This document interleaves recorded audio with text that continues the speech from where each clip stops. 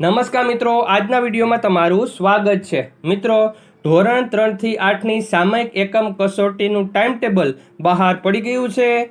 નિયામક શ્રી જીસીઆરટી ગાંધીનગર દ્વારા ઓફિશિયલ પરિપત્ર કરી સામયિક એકમ કસોટી અને સત્રાંત પરીક્ષાઓની સંભવિત તારીખ જાહેર કરી છે। સાથે સાથે સામયિક એકમ કસોટીમાં એક ફેરફાર આવ્યો છે, તે આપણે જોશું અને તેના નિયમો સમજશું અને ટાઈમ ટેબલની પૂરી ચર્ચા આપણે આજના વિડીયોમાં કરશું। તો વિડીયો પૂરો જોજો, જેથી કરીને તમને પૂરી માહિતી મળી જશે। તો ચાલો આજનો વિડીયો શરૂ કરીએ।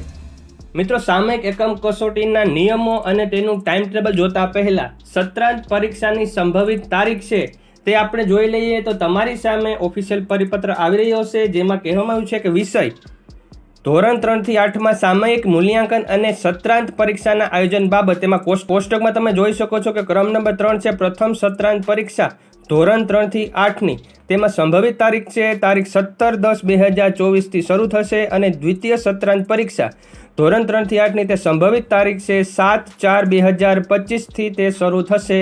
હવે આપણે સામયિક એકમ કસોટીના થોડા સામાન્ય નિયમ છે તે સમજી લઈએ કે જે પણ સામયિક એકમ કસોટી હોય છે, જે દિવસે ટેસ્ટ છે, ધારો કે શનિવારે સવાર ટેસ્ટ છે તો તે સવારે 8 વાગે ટેસ્ટ હોય તો સવારે 7 વાગે ઈમેલ થ્રુ તે ટેસ્ટ છે તેની પીડીએફ છે તે ગાંધીનગરથી આપવામાં આવે છે મેલ દ્વારા, અને તે ડાઉનલોડ કરી પછી તેની એકમ કસોટી લેવામાં આવે છે। 1 કલાક પહેલાં જ એકમ કસોટી છે તે શાળા કક્ષાએ પહોંચે છે શિક્ષકો પાસે।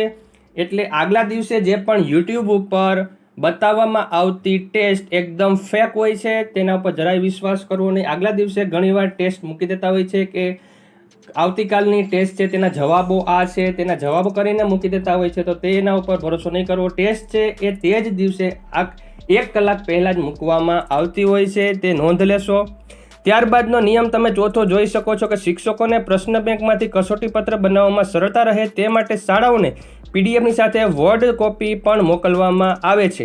હવે જે એક મહત્વપૂર્ણ ફેરફાર આ વખતે સામયિક એકમ કસોટીમાં જોવા મળ્યો છે તે તમે જોઈ શકો છો 5મા ક્રમ ઉપર કે સામયિક મૂલ્યાંકન અંતર્ગત સમયપત્રક મુજબ મૂલ્યાંકનનો સમય શનિવારે સવારે 8 થી 9 કલાક દરમિયાન રાખવાનો રહેશે અને તારીખ 6/9/2024ના રોજ એટલે કે શુક્રવારે યોજાનાર સામયિક મૂલ્યાંકનનો સમય 11:30 થી 12:30 દરમિયાન રાખવાનો હશે। એટલે 6 તારીખ એક દિવસ એવો છે જ્યારે ટેસ્ટ છે તે શુક્રવાર લેવાનું છે। તેનું કારણ પણ હું કહી દઉં કે 7 તારીખે ગણેશ ચતુર્થી છે, એટલે તેના લીધે જે જાહેર રજા હોય છે એટલે આગલા દિવસે ટેસ્ટ રાખવામાં આવી છે। હવે એના પછી આપણે છઠ્ઠો નિયમ જોઈએ કે સંજોગો વસાત કોઈપણ સરકારી કે ગ્રાન્ટેડ તેમજ સ્વનિર્ભર પ્રાથમિક શાળાઓને સામયિક એકમ કસોટી કે મૂલ્યાંકન અંતર્ગત પ્રશ્ન બેંક ઉપલબ્ધ ન થાય તો તેઓ પોતાના વિસ્તારની સીઆરસીનો સંપર્ક કરી ઈમેલ દ્વારા પ્રશ્ન બેંક મોકલી દે।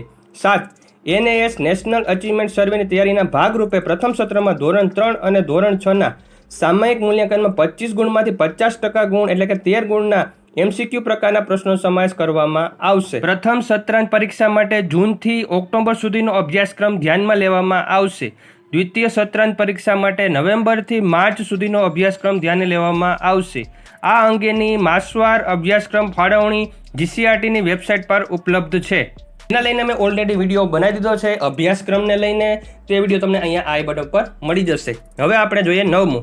ચાલુ વર્ષ 2024-25થી પ્રથમ અને દ્વિતીય સત્રાંત પરીક્ષામાં ધોરણ 3 અને ધોરણ 4માં અંગ્રેજી વિષયનો સમાવેશ કરવામાં આવશે। તેનું મૂલ્યાંકન માળખું અન્ય વિષયની જેમ વાર્ષિક 200 ગુણનું રહેશે, જેના આધારે પત્રક A, પત્રક C એટલે કે પરિણામ પત્રક, પત્રક F એટલે કે પ્રોગ્રેસ કાર્ડ અને પત્રક E એટલે સંગૃહિત વિકાસ પત્રકમાં મૂલ્યાંકનમાં તેનો સમાવેશ કરવાનો રહેશે। અને 10 ડેટા એન્ટ્રી અંગેની સૂચનાઓ સમગ્ર શિક્ષા સ્ટેટ પ્રોજેક્ટ ઓફિસ ગાંધીનગર દ્વારા આપવામાં આવશે। ફેરફાર કરવામાં આવશે કે ડેટા એન્ટ્રી કઈ રીતે કરવાની છે તેને લઈને પ્રોસિજર હશે, તેનો વિડીયો બનાવીને હું જાણ ચોક્કસ કરીશ।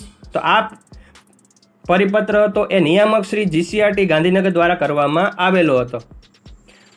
હવે મિત્રો, આપણે ટાઈમ ટેબલ છે તેની ચર્ચા કરી લઈએ। તો તમારી સામે ધોરણ 3 થી 5નું ટાઈમ ટેબલ આવી રહ્યો છે કે જેમાં કહેવામાં આવ્યું છે, તમે જોઈ શકો છો કે જે મંથ છે, જે પહેલી ટેસ્ટ છે તે તારીખ 10/8/2024થી શરૂ થઈ રહી છે અને તે ગુજરાતી વિષય ધોરણ 3માં, ધોરણ 4માં ગણિત અને ધોરણ 5માં પર્યાવરણ વિષયની પહેલી ટેસ્ટ છે અને તેના એકમ નંબર પણ સામે આવી રહ્યા છે। એ રીતે તમે છેલ્લી ટેસ્ટ છે તારીખ 15/3/2025ના રોજ ગણિતનું પેપર છે ધોરણ 3માં, ધોરણ 4માં અંગ્રેજી અને ધોરણ 5માં હિન્દીનું પેપર જોવા મળી રહ્યું છે, જે બંને સત્ર થઈને છે. એટલે હવે શુક્રવારે જે પેપર છે તે તારીખ 6/9/2024ને ગણિત, પર્યાવરણ અને અંગ્રેજી ક્રમશઃ ધોરણ 3, 4 અને 5માં રહેશે.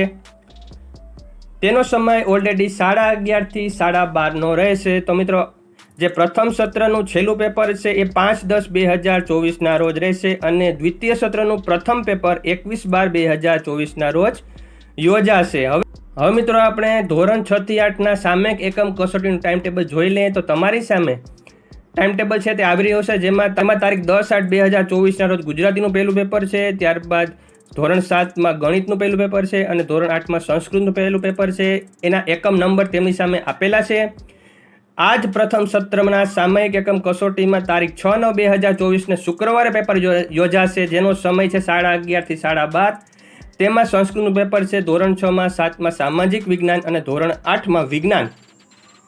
જ્યારે પ્રથમ સત્રનું છેલ્લું સામયિક એકમ કસોટીનું પેપર હશે ઓક્ટોબર મહિનામાં 5/10/2024ના રોજ. તેમાં ધોરણ 6માં અંગ્રેજી, ધોરણ 7માં ગુજરાતી, ધોરણ 8માં ગણિતનું પેપર હશે. અને દ્વિતીય સત્રની વાત કરીએ તો પહેલું પેપર સામયિક એકમ કસોટીનું 21/12/2024ના રોજ ગુજરાતીનું રહેશે, ધોરણ 6માં, ધોરણ 7માં ગણિતનું રહેશે અને ધોરણ 8માં હિન્દીનું રહેશે.